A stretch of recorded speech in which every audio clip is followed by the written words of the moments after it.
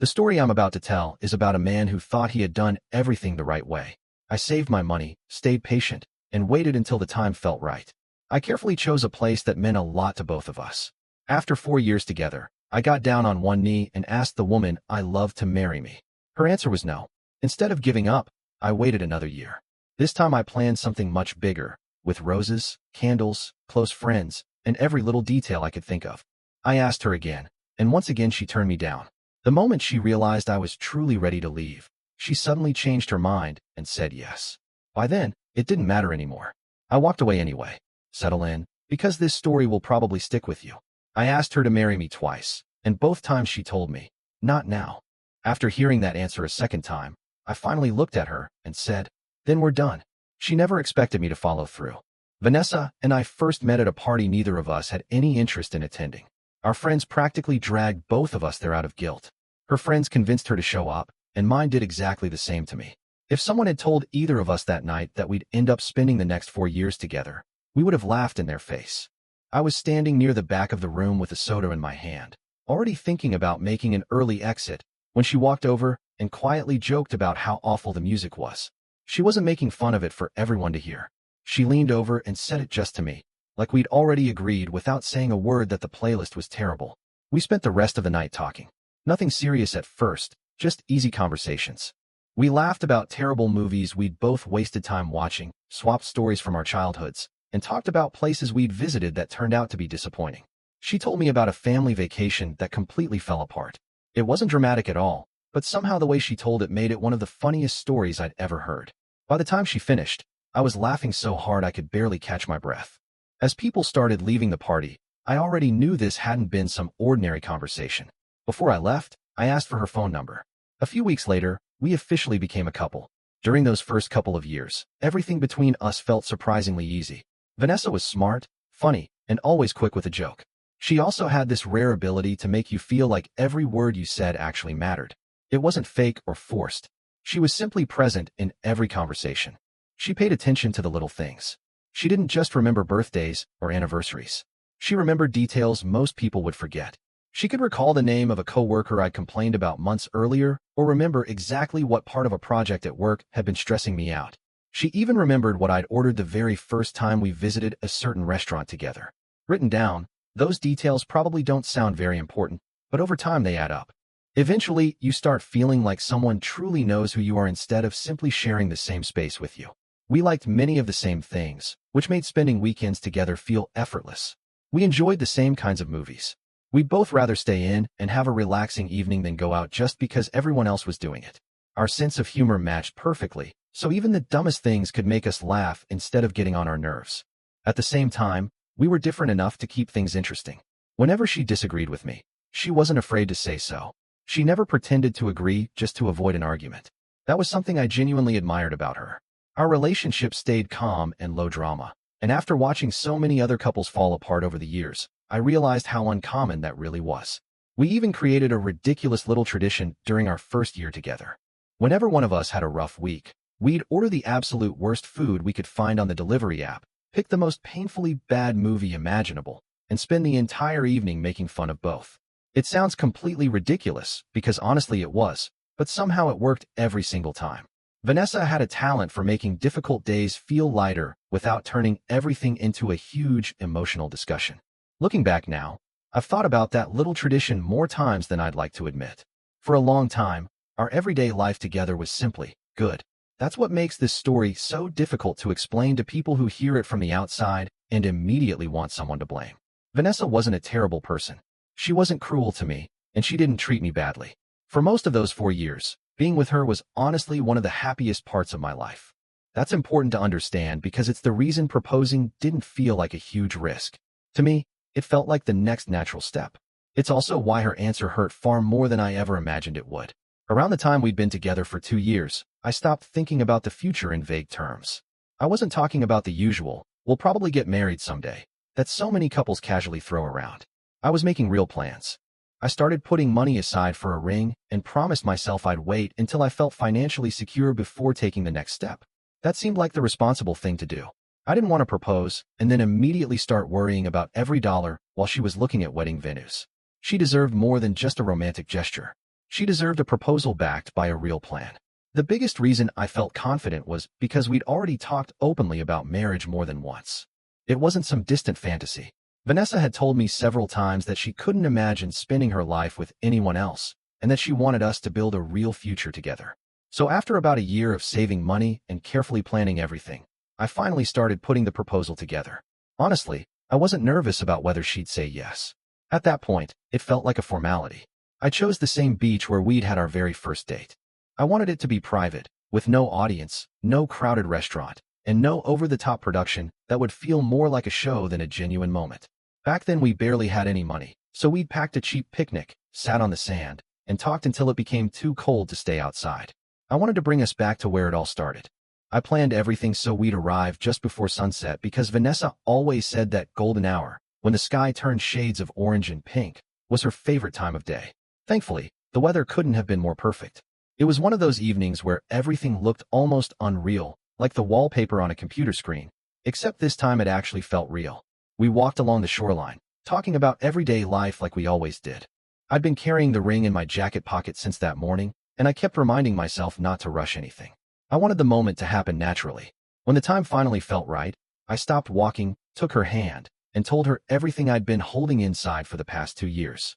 I told her how certain I was about us and how I didn't want us to stay in that almost stage anymore. Then I dropped to one knee and opened the ring box. She stared at me. For what felt like forever, she didn't say a single word. Finally, she quietly said, "I do want to marry you, just not right now." I stayed on one knee for a few awkward seconds before standing back up because my mind was struggling to understand what I'd just heard. She wanted to marry me, just not now. I forced a smile and mumbled something like, "Yeah, okay, I understand," because I honestly didn't know what else to say, and I wasn't about to create a scene on the beach. She explained that she wasn't ready for an engagement yet, that she needed more time, and that, in her mind, it simply wasn't the right moment. She never really explained beyond that. There was no timeline, no detailed reason, nothing that helped me understand what she meant. All she gave me was that answer and a look that told me she knew it wasn't what I'd been hoping to hear, even though she seemed sincere.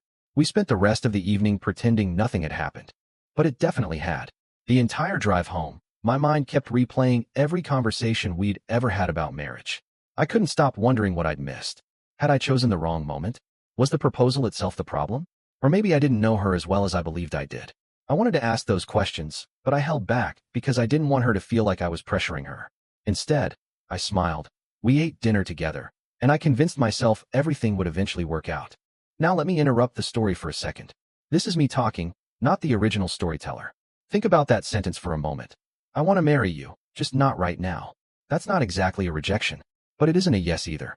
It's like clicking Install Update on your computer and staring at the loading screen for months while nothing ever finishes. The guy is standing there on one knee at sunset holding a ring, and instead of getting an answer, he basically receives a request that's been left pending. What makes the situation even harder is that she'd spent the previous 2 years telling him she couldn't imagine spending her life with anyone else.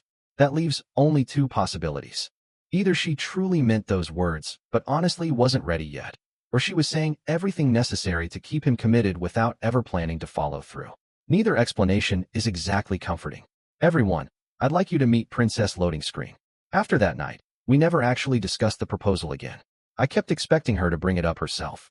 I thought maybe a few weeks later she'd sit me down and explain what "not right now" really meant. Was she afraid of commitment in general? Did she have concerns about me that she'd never voiced? Had she created some timeline in her own head that I didn't know about? That conversation never happened. I didn't push the issue because I wanted to respect her pace. I also didn't want to look like someone who couldn't accept the answer he'd been given. So life returned to what looked like normal. We still took trips together, spent weekends with friends, and followed the same routines every other couple has. From the outside, nothing seemed different. Inside my head, though, it never disappeared.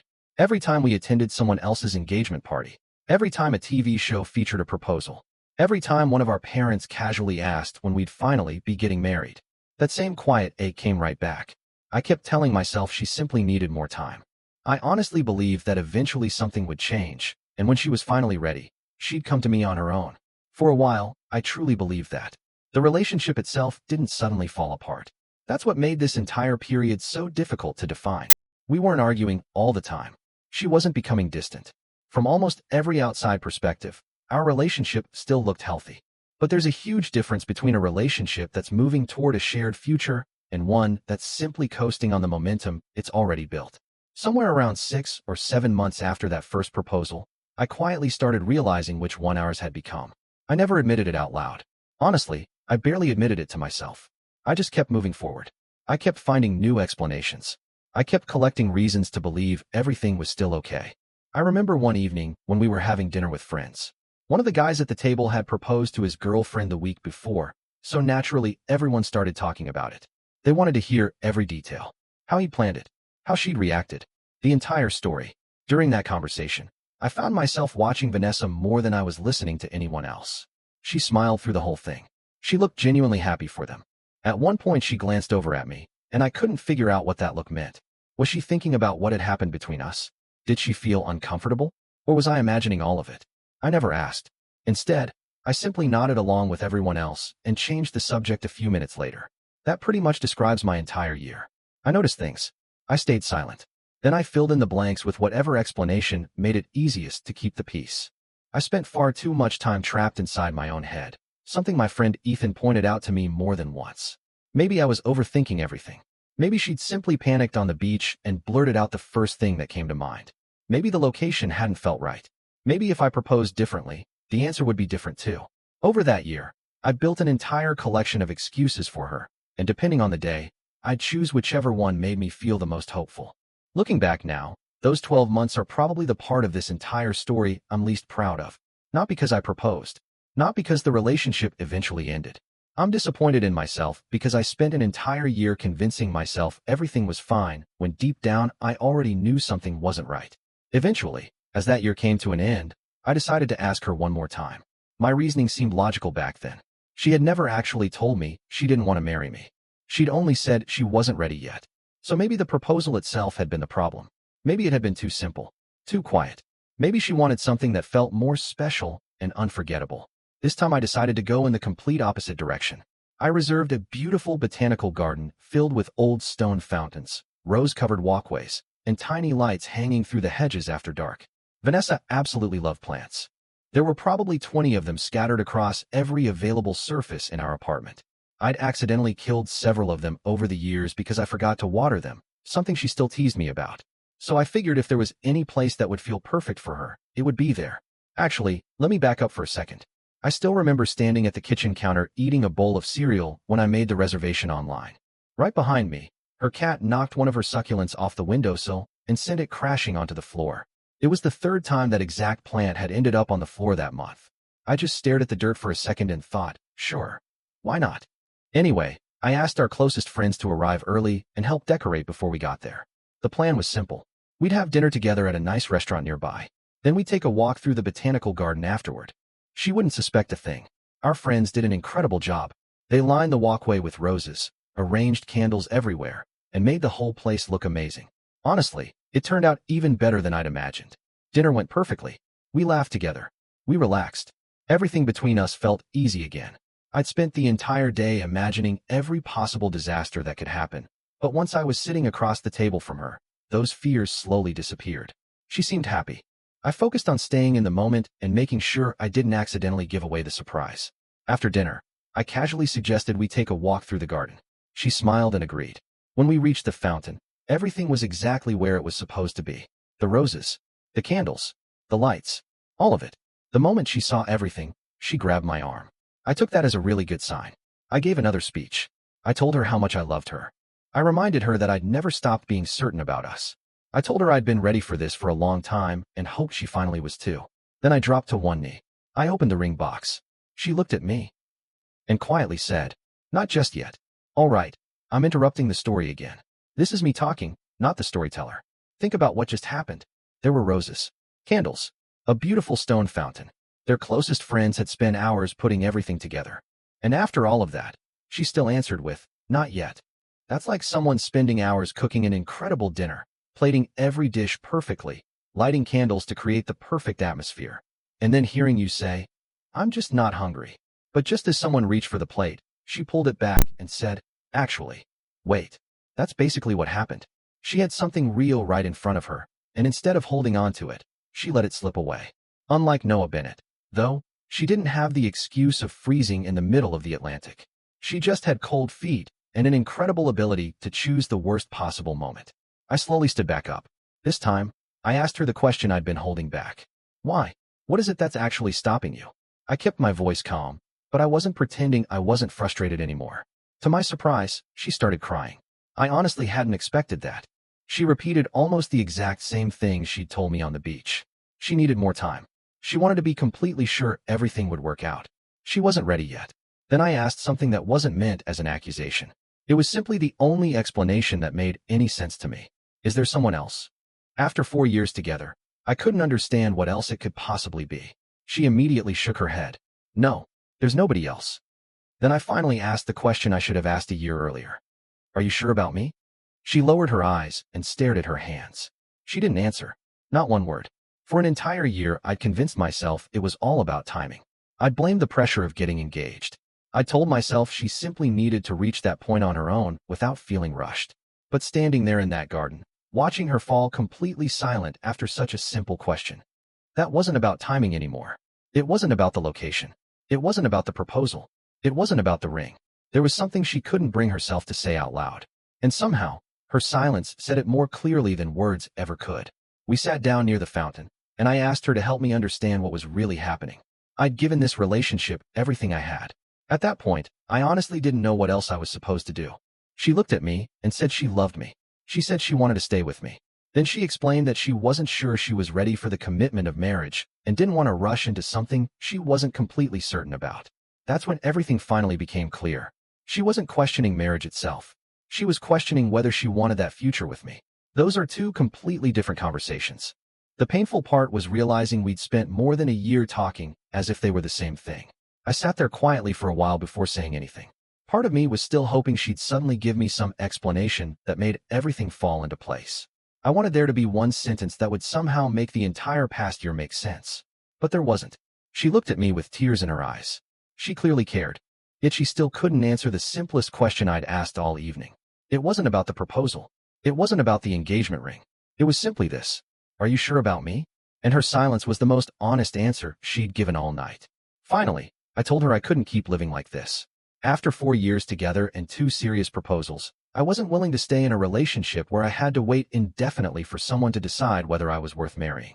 She started crying even harder. Then she looked at me and said, "Fine. I'll marry you. Please don't leave." I honestly believe she meant those words in that moment. I really do. But she only agreed because she thought she was about to lose me. That's not the kind of yes I dreamed about. That's someone trying to stop the damage after it's already happened. I never wanted her to marry me because she was afraid I'd walk away. I wanted her to genuinely want to spend the rest of her life with me. I wanted excitement, confidence, certainty, not reluctant agreement made out of fear. Those are completely different things, and I wasn't willing to pretend they weren't. So I turned around, and I walked out of that garden. All right, hold on. This is me talking again, not the storyteller. Let's review what just happened. She rejected 2 separate proposals. When he finally asked her directly whether she was actually sure about him, she couldn't answer. Then, only after realizing he was leaving for real, she suddenly agreed to marry him. And somehow he's the one everyone later calls immature? That's some Olympic-level rewriting of reality. At this point, I wouldn't be surprised if her friends started a podcast called Asterisk How He Left, and why it's still somehow his fault. Asterisk.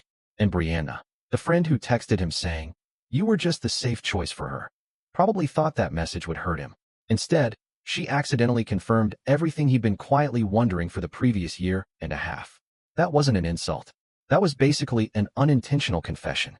The next several days were difficult, but not in the way I'd expected. I stayed at Ethan's apartment.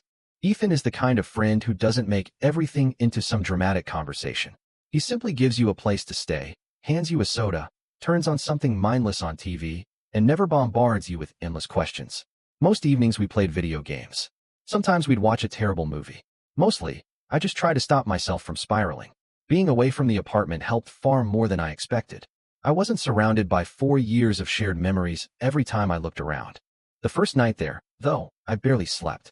It wasn't because I was having a complete breakdown. My mind just refused to quiet down. I kept replaying everything. The beach. The year that followed. The second proposal. The garden. I searched for the exact moment where I should have made a different decision. No matter how many times I replayed it, I couldn't find one. Oddly enough, That's when I realized I'd made the right choice. When you truly make a mistake, you can usually point to the exact moment everything went wrong. I couldn't do that here. I kept reaching the same conclusion. I had simply done what anyone who truly loved someone would have done. I tried to build a future with the person I loved. The ending wasn't the one I'd hoped for, but the choices I'd made were honest. Looking back, I'd probably make most of them again. Vanessa and I stopped talking after that night. She stayed in our apartment. I never went back. Before long, the messages started arriving. At first they weren't from her. They came from her friends, then from her parents. After that, mutual friends started reaching out. From what I could piece together, everyone had been told a very simplified version of the story. Apparently, it sounded something like this. He broke up with her because she wasn't ready to get married. Technically, that wasn't false. It just left out half of what had actually happened. People started calling me selfish, immature. One person sent me a long message saying I was throwing away a 4-year relationship over one small issue. Apparently, they'd forgotten there had been 2 proposals, not one, and that when I'd finally asked whether she was actually sure about me, she'd answered with complete silence. Another person accused me of being afraid of commitment. Considering I'd proposed twice within 13 months, that was probably the most impressive misunderstanding of the situation anyone could have come up with. Brianna sent the message that stuck with me the most. You were just the safe choice for her. She'll find someone better. I never replied. The message sat in my mind for an entire day. Eventually I realized something. It wasn't really written to hurt me. It was written to rewrite the story. It painted Vanessa as someone who had confidently made a difficult decision instead of someone who had let something meaningful slip away. And if you read between the lines, it also quietly answered a question I'd been avoiding for a long time. The conversations with my own friends were completely different. Ethan kept it simple. If she couldn't decide after 4 years, she probably never was. Connor was even more direct. He told me I should have walked away after the first proposal on the beach. According to him, that first answer had already told me everything I needed to know. Looking back, he wasn't wrong. I just wasn't emotionally ready to hear that truth 12 months earlier. Back then, I still believed patience would solve everything. I honestly thought that if I gave her enough time and never pressured her, one day she'd reach that decision on her own. Looking back, that was probably the most generous explanation I could have given the situation. The truth is, I held on to that hope much longer than I should have. Vanessa kept calling over the next several days. Eventually, I picked up. She told me she wanted to fix everything. She asked me to come home and admitted she'd been wrong to hesitate. I listened to everything she had to say. Then I calmly told her that I believed she was sincere, but a yes that only came after she thought she was losing me wasn't the answer I'd been waiting for. Neither of us spoke for a while. The silence stretched between us before we quietly said goodbye. About 2 weeks after everything happened at the botanical garden. Actually, that's not quite right. It was probably closer to 10 days. For some reason, it just felt longer. Anyway, one last message came through from her. It wasn't dramatic. It wasn't emotional. It simply said, I understand now. I'm sorry. I hope you find someone who makes you happy. That was it. No more phone calls. No more messages from her friends. Just silence. Eventually, I went back to the apartment after I knew she'd already moved out. I packed everything that belonged to me, placed my key on the kitchen counter, and walked out the door. The whole thing took maybe 40 minutes. For years of my life. Reduced to 40 minutes and a key left behind. One final update. The first few weeks living alone took some getting used to. That's really the simplest way to describe it. I rented a small 1-bedroom apartment in a decent neighborhood. Nothing fancy. Nothing special. It was just mine. I could leave dishes in the sink if I didn't feel like washing them. I stayed up late catching up on shows I'd wanted to watch for years. For the first time in a long time, I slept right in the middle of the bed. That sounds like a tiny thing until you realize how much personal space you quietly give away during a long relationship without ever noticing it. The harder adjustment wasn't physical. It was mental. After spending 4 years organizing your life around another person's schedule, preferences, and routines, suddenly having nobody else's rhythm to consider feels strangely freeing and disorienting at exactly the same time. More than once, I catch myself starting to say something out loud before remembering there wasn't anyone there to hear it. It wasn't exactly sad. It was just strange. You get used to another person's presence becoming part of the background of everyday life. Then one day it's gone. The silence feels different than it used to. The question I kept asking myself wasn't about dating. Honestly, I wasn't thinking about another relationship at all. I kept wondering what I actually wanted from my own life. For years I'd been so focused on the future, I thought Vanessa and I were building that I'd stopped thinking about my own goals outside of that picture. So I started small.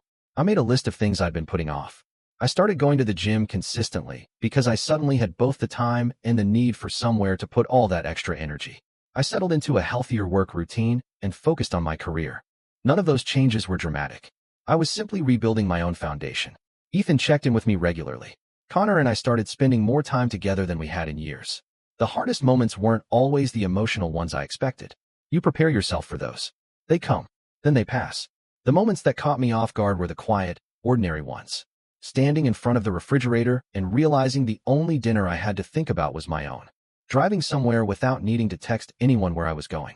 Waking up on a Saturday morning with an empty calendar and nobody else's plans to work around. Those simple moments took longer to adjust to than I'd imagined. Eventually, though, they became normal.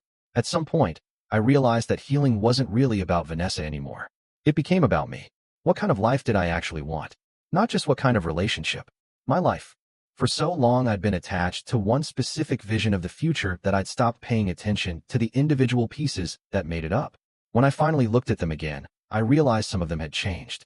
That discovery ended up being valuable. I just wish I'd found it another way. Another thing that helped more than I expected was stopping myself from explaining the breakup to everyone who asked. For the first month, every conversation turned into the entire story. I'd tell people about the beach, then the botanical garden, then the silence after I asked whether she was truly sure about me. Every time I told it, I felt like I was reliving the entire experience all over again. Eventually, I stopped doing that. When people asked what happened, I'd simply say, "We broke up.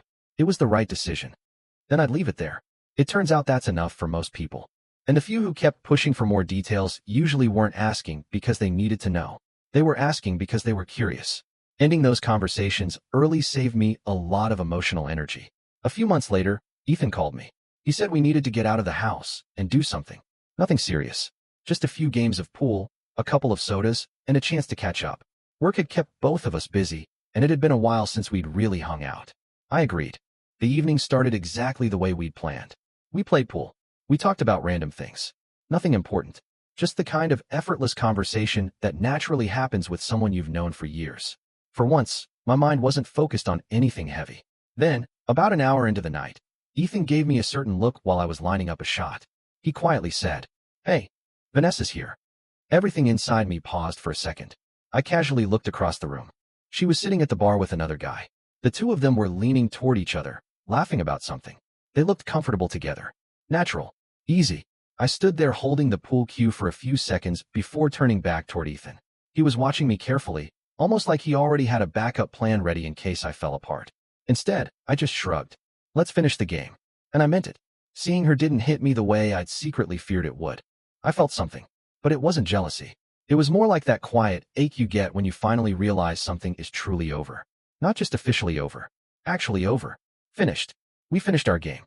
I never looked back toward the bar again. When the night ended, I went home, sat out on my balcony with a soda, and let the evening settle in. I wasn't overwhelmed. I wasn't replaying old conversations. I wasn't trying to figure out where everything had gone wrong. I simply accepted that it was over. And surprisingly, I was okay. There's definitely another version of this story where seeing her that night completely destroys me. A version where I spend the next several weeks replaying everything in my head. Honestly, if that had happened only a couple of months earlier, it probably would have. The fact that it didn't told me more about how far I'd come than anything else ever could. Real closure usually doesn't arrive in one dramatic moment. Most of the time, you simply wake up one day and realize you no longer need it. All right, let me interrupt one last time. Because this guy just spent months rebuilding his life from the ground up. He figured out what he wanted. He created a routine. He learned how to live on his own again. He came out of the end of a long relationship without letting it destroy him. And somehow the ending feels more like a win than a tragedy. That's the part people watching from the outside usually miss. They see 4 years ending and immediately call it wasted time. What he's actually describing is someone who healed in a healthy way. A lot of guys spend a year and a half replaying the same arguments in their heads. This guy built a new routine, found a decent apartment, and even ended up with a quiet balcony where he could finally sit, think, and enjoy a little peace. I'm not trying to say the whole experience was easy. It wasn't.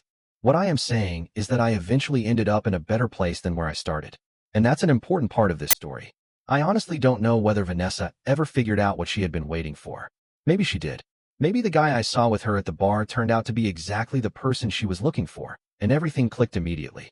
Or maybe, 2 years from now, she'll still be telling someone she's not quite ready. and he'll end up asking himself the same questions I spent so much time asking.